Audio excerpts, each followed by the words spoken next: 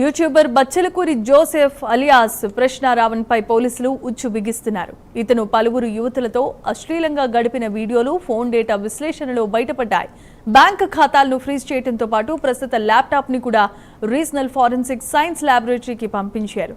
నిషేధిత మావోయిస్టు సంస్థకు మద్దతు, CM Chandrababu, deputy CM Pavan Kalyan ను కించపరచడం వంటి ఆరోపణలు అతనిపై ఉన్నాయి. ప్రస్తుతం నెల్లూరు జైల్లో రిమాండ్లో ఉన్న రావణ్ పై మరింత లోతుగా దర్యాప్తు జరుగుతోంది.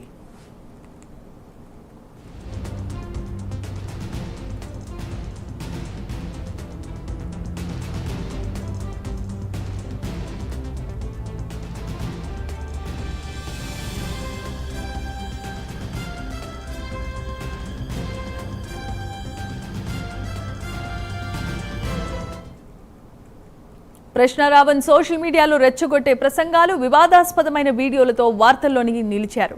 గతంలో పిఠాపురం, సర్పవరం పోలీస్ స్టేషన్లో పలు కేసుల్లో అరెస్ట్ అయి బెయిల్పై బయటకొచ్చారు. అతనిపై హిందూ దేవతలను, అప్పటి CM Chandrababu, deputy CM Pavan Kalyan ను కించపరచడం, పిల్లల మధ్య జరిగిన ఒక చిన్న గొడవను కుల వివక్షగా చిత్రీకరించడం, నిషేధిత మావోయిస్టు సంస్థకు మద్దతుగా మాట్లాడడం వంటి తీవ్రమైన ఆరోపణలు ఉన్నాయి. ఇవన్నీ సామాజిక మాధ్యమాల్లో అతను అప్లోడ్ చేసిన వీడియోల ద్వారా వెలుగులోనికి వచ్చాయి.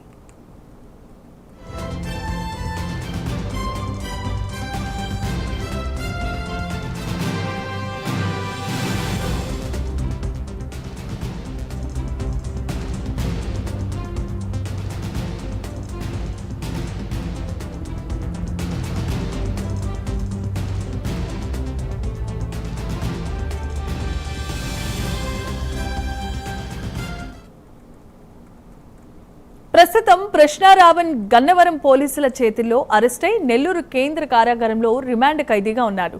జూలై 5న గన్నవరం పోలీసులు అతన్ని అరెస్ట్ చేశారు. యూఏపీఏ చట్టం, బిఎన్ఎస్ కింద కేసులు నమోదయ్యాయి. దేశద్రోహం, నేరపూరిత కుట్ర, దేశ సార్వభౌమాధికారం, ఐక్యత, సమగ్రతలకు విఘాతాన్ని కలిగించే చర్యలు, చట్టవిరుద్ధమైన కార్యకలాపాలకు మద్దతు, ఉగ్రవాద సంస్థకు మద్దతు వంటి సెక్షన్లు పెట్టారు.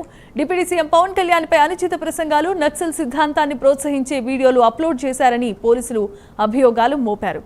అతని బ్యాంకు ఖాతాలు ఇప్పటికే స్తంభింపచేశారు. అతని మొబైల్ ఫోన్స్, ల్యాప్టాప్లను విశాఖపట్నం రీజనల్ ఫోరెన్సిక్ సైన్స్ ల్యాబొరేటరీకి పంపించారు అధికారులు.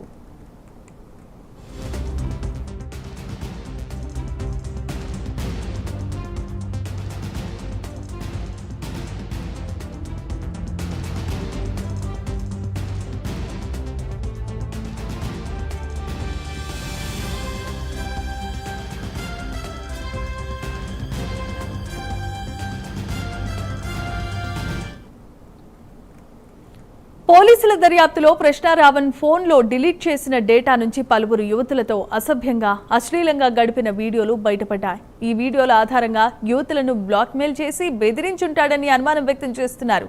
తొలగించిన వీడియోలో ఇంకా ఏమున్నాయి? అతనితో ఆర్థిక లావాదేవీలు నిర్వహించిన వారు ఎవరెవరు?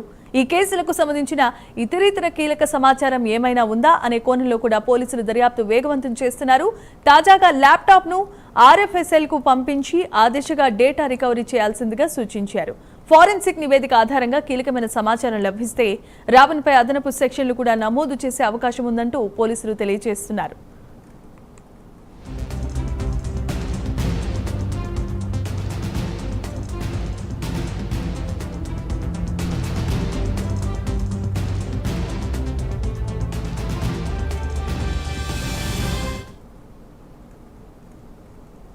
సోషల్ మీడియాలో స్వేచ్ఛ ఉంది కదా అని ఇష్టానుసారంగా ప్రసంగాలు చేయటం, ద్వేషాన్ని వెదజల్లటం, వ్యక్తిగత ప్రతిష్టకు భంగం కలిగించటం, చట్టవిరుద్ధమైన కార్యకలాపాలకు మద్దతు ఇవ్వటం ఎంత తీవ్రమైన పరిణామాలకు దారితీస్తుందో ప్రశ్నారావు కేసు చూస్తేనే మనకు అర్థమవుతోంది.